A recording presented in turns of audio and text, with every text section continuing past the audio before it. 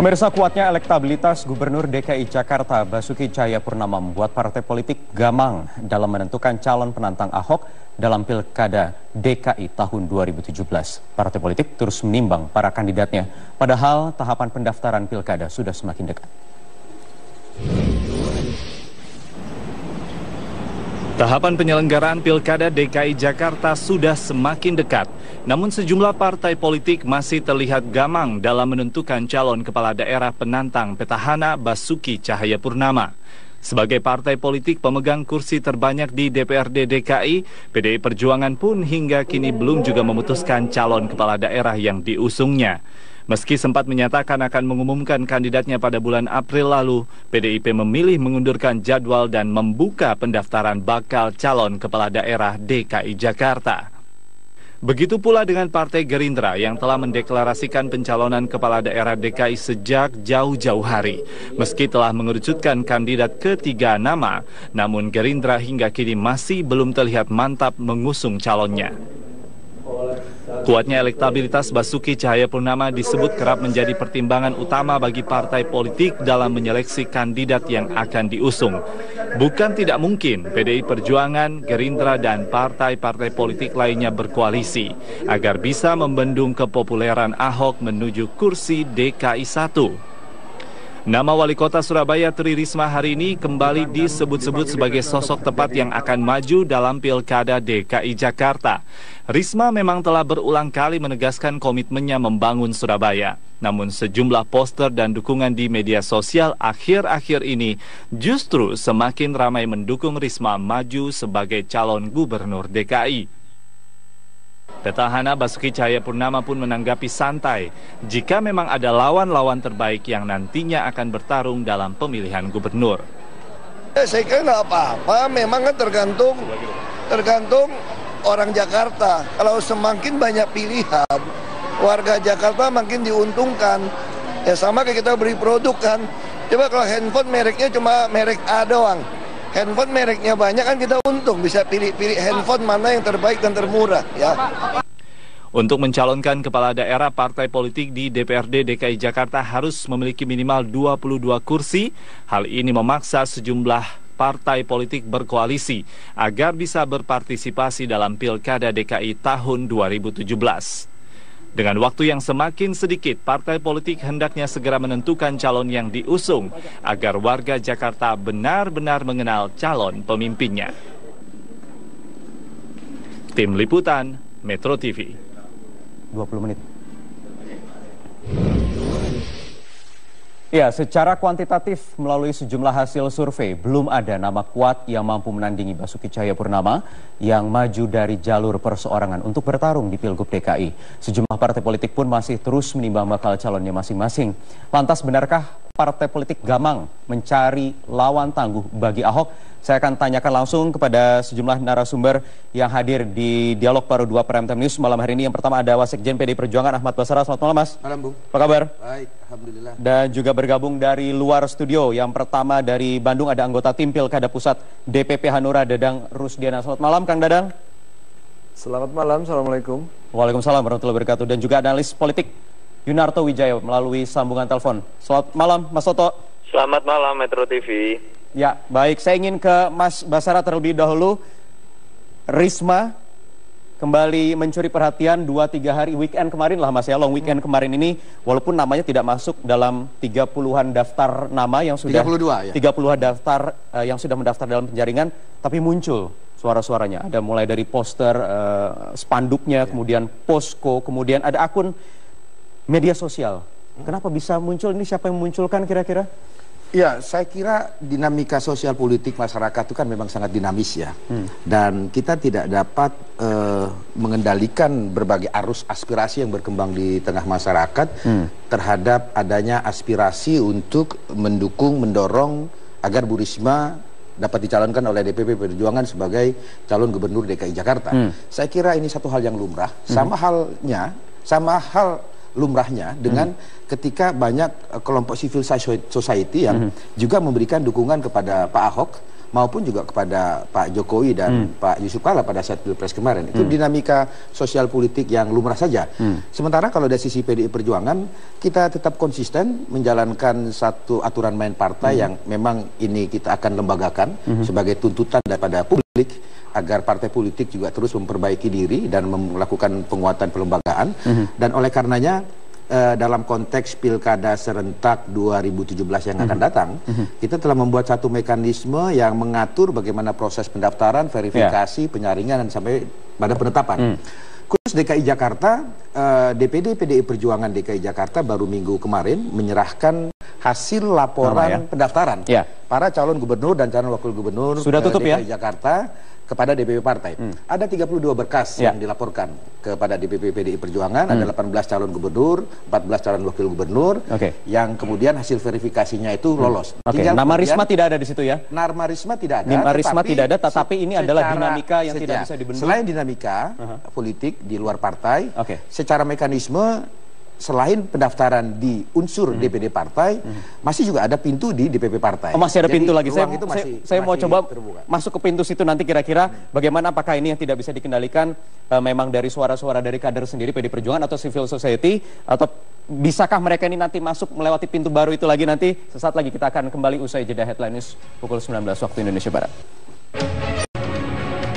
Ya, kita lanjutkan perbincangan di Prime Time News. Saya ingin ke Bung Toto Yunarto Wijaya. Mungkin tadi Anda juga menyimak Headline News soal ada dua nama, Basuki Cahayapurnama dan juga Tri Risma hari ini yang siang tadi dipanggil oleh Presiden ke Istana Negara. Walaupun konteksnya adalah ratas, tetapi kalau secara komunikasi politik ada yang bisa Anda maknai tidak dari kehadiran keduanya yang diisukan akan menjadi calon kuat dalam pilkada atau pilgub DKI mendatang?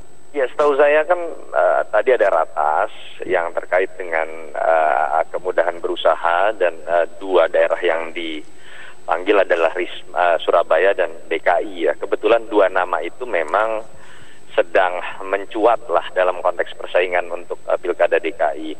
Tapi apapun itu yang ada di dalam, saya tidak tahu.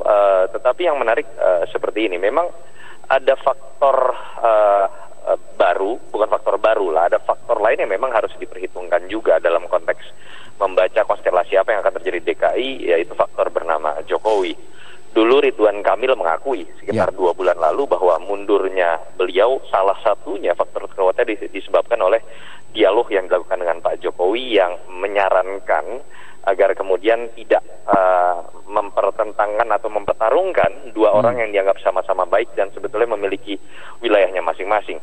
Entah ini bisa dianggap lebih baik Ridwan Kamil ke Jawa Barat, itu juga bisa jadi salah satu spekulasi, dan bukan tidak mungkin orang akhirnya mengatakan, oh jangan-jangan tadi terjadi seperti itu juga di Ibu Risma.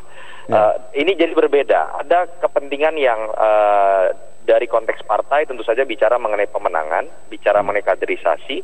Sementara Presiden kan dalam hal ini andai kata pun ikut terlibat lebih kepada bagaimana manajemen pemerintahan dilihat dari Presiden dari skala helikopter view akan lebih baik apabila di situ ada pembagian tugas dari masing-masing kepala daerah di daerahnya masing-masing. Dan sah-sah saja seorang presiden berkendak seperti itu ya? Kacamatanya berbeda. Tadi saya tidak andai kata pun Presiden melakukan pendekatan dialog, termasuk seperti sudah dilakukan oleh kepada Ridwan Kamil, itu bukan dalam konteks beliau sebagai kader partai, tapi dalam konteks sebagai Presiden menyikapi konstelasi politik di level daerah.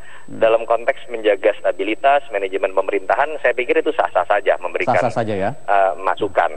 Nah memang pada akhirnya kegamangan seperti ini kan juga bukan hanya muncul di mata seorang presiden, di kuping seorang presiden. Saya cukup meyakini ketika partai mencoba menjaring ya siapa calon terbaik yang akan dimajukan, termasuk apabila memutuskan untuk melawan Ahok, harus diperhitungkan kan pertama tentu saja mereka harus menilai Ahok terlebih dahulu, bagaimana kepuasan publik terhadap Ahok, sudah bekerja dengan baik atau tidak.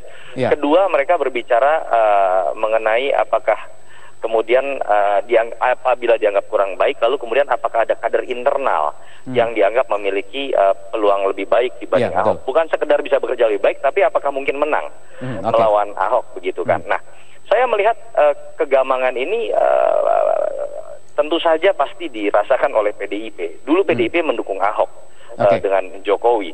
Di sisi lain kalau kita baca juga sebetulnya secara prinsipil dalam konteks membaca kinerja Ahok tidak ada yang berbeda dari penilaian teman-teman PDIP, baik DPP dan DPD kepada Ahok. Dianggap cukup memuaskan, tetapi dalam konteks memahami prosedur yang benar dalam memajukan calon dalam pilkada, ini yang berbeda. Nah, itu saja. Jadi menurut saya memang tidak mudah kemudian buat PDIP yang sebetulnya merasa cukup puas di dalam komunikasi politik awal untuk memastikan bahwa Ahok pasti tidak dimajukan dan memajukan calon yang lain.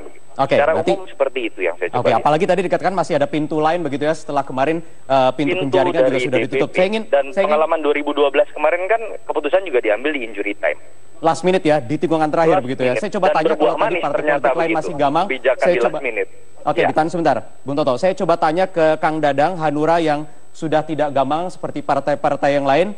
Siapkah nanti seandainya Ahok ini bertarung kuat melawan Tri Risma seandainya dicalonkan oleh PDI Perjuangan?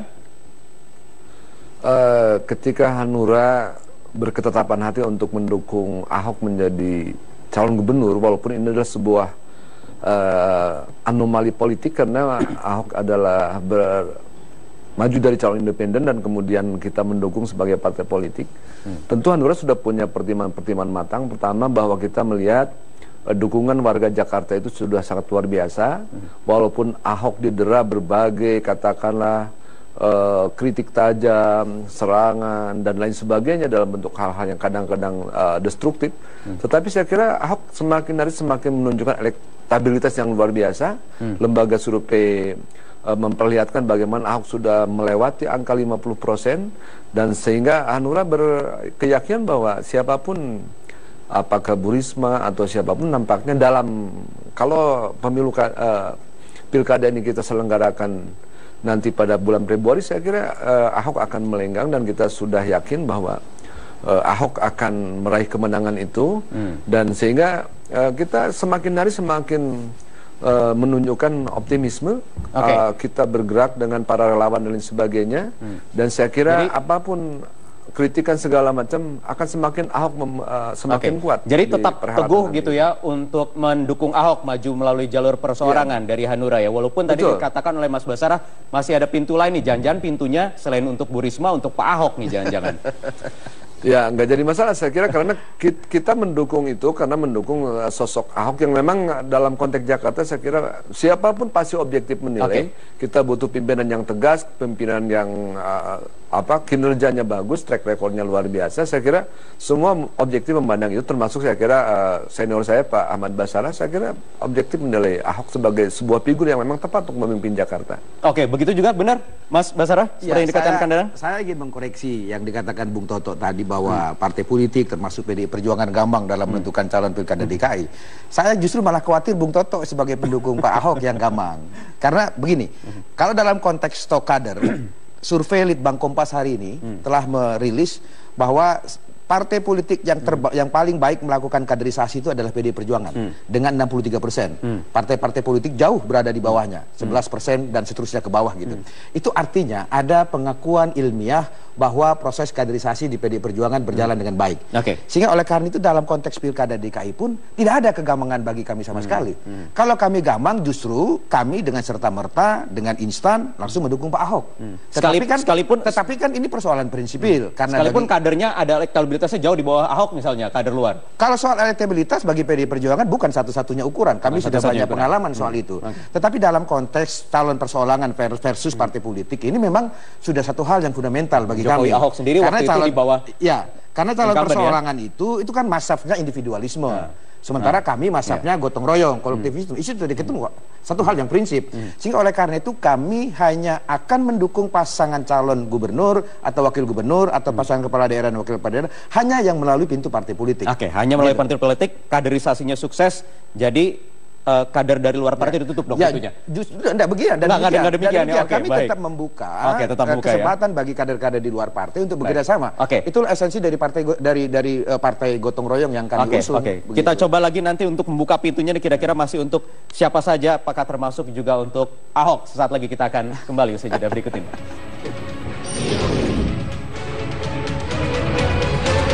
Lagi nggak ada niat saya. Kalau niat saya cuma untuk saya supaya terkenal, saya supaya ini, udah saya tinggal Surabaya. Betul Bapak Ibu sekalian. Kalau niat saya itu, sampai kemarin pun, ya Allah saya ndelik-ndelik kemarin itu. Sudah sembunyi tempatnya, masih ada yang tahu Pak. Dilala kemarin saya satu tempat dadak Pak Jarot ono mati kok. Iya, itu kutipan dari Bu Risma kira-kira 1 minggu yang lalu, Mbak Sarah. Tidak berniat maju tuh, atau bisa tetap tak bisa nolak sebagai petugas partai misalnya diperintahkan oleh PDI Perjuangan. Ya itulah bedanya PDI Perjuangan dengan barangkali dengan partai-partai politik yang lain ya. Jadi kalau ada istilah bahasa bahwa Bu Risma dirayu segala macam, ini kan bukan biro jodoh, ini partai politik punya mekanisme, punya aturan main. Jadi kita membuat satu sistem disiplin kader partai, maka kita menyebut petugas partai, artinya dia siap menjalankan tugas dari partai. Dan saya kira dalam konteks Bu Risma secara pribadi, dia telah membuat pernyataan etis yang memang tidak menunjukkan sebuah ambisi politiknya.